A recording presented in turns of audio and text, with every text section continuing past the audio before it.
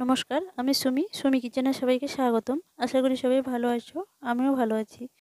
কম উপকরণ দিয়ে বাড়িতে কেক বানিয়ে দেখাবো। আশা করি কেকের রেসিপিটা তোমাদের ভালো লেগে থাকবে, আর পুরোটা রেসিপি দেখার জন্য অনুরোধ করব। তো এখন আমি কেকের ব্যাটারটা বানানোর জন্য একটা বয়াম নিয়েছি। তো এর মধ্যে আমি একটা ডিম ফাটিয়ে দিয়ে দিলাম। এখন আমি ডিমটাকে ভালো করে ফেটিয়ে নেব। আর ডিমটা যতটা ভালোভাবে ফাটানো হবে তত সুন্দর হবে কেকটা, বা স্পঞ্জি হবে। তো ডিমটাকে আমি কিছুক্ষণ ফাটিয়ে নিলাম। এরপর আমি দিয়ে দিচ্ছি চিনির পাউডার। তো চিনিটা আমি গুঁড়ো করে নিয়েছিলাম, আর একসঙ্গে দিয়ে মেশাবো না, অল্প অল্প দিয়ে চিনিটা আমি ডিমের সঙ্গে মিশিয়ে নেব। তো আর বাকি যে চিনিটা আছে সে চিনিটাও আমি দিয়ে দিচ্ছি। তো চিনিটা খুব ভালোভাবে মিশে গেছে, দেখেই বুঝতে পারছো। তো এরকমভাবে আমি আরও 5 মিনিট মতো ভালোভাবে ফাটিয়ে নিচ্ছি।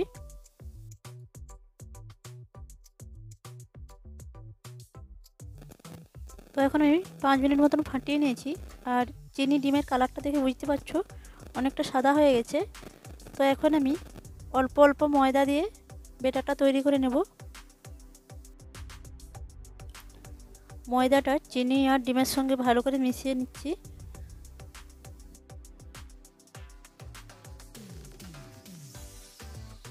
আবারও একটু ময়দা আমি দিয়ে দেব। তো ময়দাটা দেওয়ার পর ময়দাটা একটু ভালো করে মিশিয়ে নিচ্ছি। তো এখন ভালোভাবে মিশছে না, এখন আমি নিয়ে নিচ্ছি লিকুইড দুধ। তো হালকা তাপমাত্রায় আছে, দুধটা আমি আগে থেকে জাল দিয়েছিলাম। তো দুধটা দেওয়ার পর ভালো করে আমি মিশিয়ে নিচ্ছি। তো বাকি যে ময়দাটা আছে তো সেটা আমি দিয়ে দিচ্ছি। তো পুরোটা ময়দা দেওয়ার পর আবারও একটু দুধ দিয়ে দিচ্ছি। আর কেকের জন্য ব্যাটারটা খুব বেশি মোটা বা খুব বেশি পাতলা করে বানানো যাবে না। তো একটু মোটা হয়ে গেছে, তার জন্য আমি আরও একটু দুধ দিয়ে ব্যাটারটা মিশিয়ে নিচ্ছি।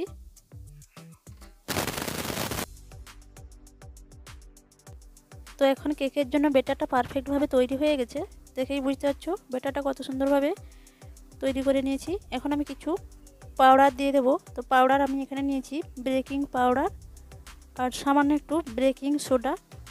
তো সব কিছুকে আমি ভালো করে মিশিয়ে নিচ্ছি।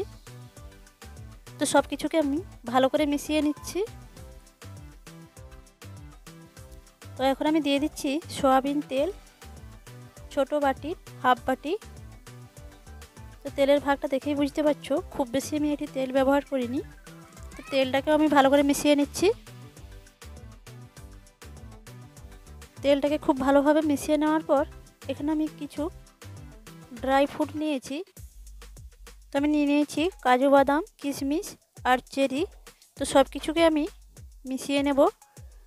তো আমি এখানে হাফ হাফ করে দিয়ে দিলাম। তো সবগুলো আমি ব্যবহার করব না, কিছুগুলো আমি কেকটা দেওয়ার পর উপর থেকে সাজিয়ে নেব।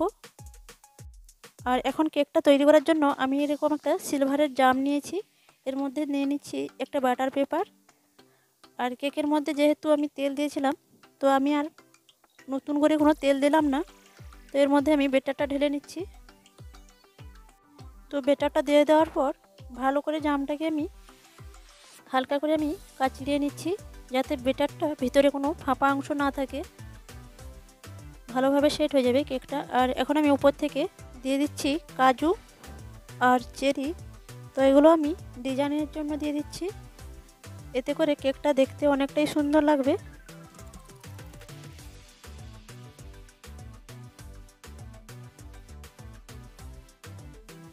কাজু আর চেরিটা দিয়ে দেওয়ার পর এখন আমি দিয়ে দিচ্ছি কিছু কিশমিশ। তো সব কিছুকে ভালোভাবে উপর থেকে দিয়ে দেওয়ার পর আমি একটা গ্যাসের চুলা ধরিয়ে নিচ্ছি। তো গ্যাসের চুলাটা আমি দেখতেই পাচ্ছ একবারে লোতে রেখেছি। এখন আমি একটা কড়াই বসিয়ে দিচ্ছি। তো কড়াইটা বসিয়ে দেওয়ার পর আমি এখানে দিয়ে দিচ্ছি বালি, আর উপর থেকে একটা সাদা এমনি কাগজ দিয়ে দিয়েছি। তো এর উপরে আমি কেকের জামটা আমি বসিয়ে দিচ্ছি। জামটা বসিয়ে দেওয়ার পর দিয়ে দিচ্ছি উপর থেকে একটা ঢাকনা। তো ঢাকনাটা দেওয়ার পর আমি আধ ঘন্টা পর ফিরে এসেছি, দেখেই বুঝতে পারছো কেকটা অনেকটা ফুলে উঠেছে। আর আমি প্রথম কাগজের উপরে জামটা বসিয়েছিলাম, কাগজ থেকে স্ট্যান্ডের মধ্যে আমি বসিয়ে নিয়েছি, কেননা যেহেতু বালি দেওয়া আছে কেকের নিচটা লেগে যেতে পারে, তার জন্য আমি স্ট্যান্ডে বসিয়ে কেকটা তৈরি করে নিয়েছি। আর কেকটা খুব ভিতর থেকে খুব সুন্দরভাবে তৈরি হয়ে গেছে। তো কেকটা 2 ঘন্টা পর আমি ঠান্ডা করে নেওয়ার পর কেকটা ছাড়িয়ে নিচ্ছি জাম থেকে। আর এরকম একটা প্লেট নিয়ে কেকটাকে উল্টিয়ে নিচ্ছি। আর দেখো বন্ধুরা কত সুন্দরভাবে জাম থেকে ছেড়ে এসেছে। আর এখন বাটার পেপারটাও আমি উঠিয়ে নিচ্ছি। তো বন্ধুরা একটা ডিম আর অল্প কিছু ঘরোয়া উপকরণ দিয়ে কেকটা আমি বানিয়ে নিয়েছি। আর কেকটা আমি কেটে দেখাচ্ছি, দেখো ভিতর থেকে কতটা সফট হয়ে কেকটা তৈরি হয়েছে। তো দেখতেই পাচ্ছ কত সুন্দরভাবে নরম তুলতুলে একটা কেক আমি তৈরি করে নিয়েছি।